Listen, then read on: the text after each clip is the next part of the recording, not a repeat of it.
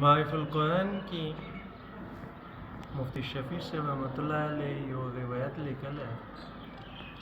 حضرت عبادہ بن صامت رضی اللہ تعالیٰ عنہ سره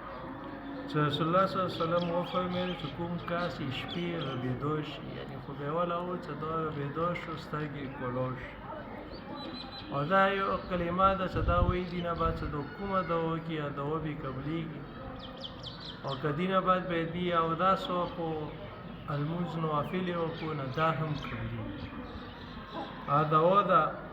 لا إله إلا الله وحده لا شريك له له الملك وله الحمد وهو على كل شيء قدير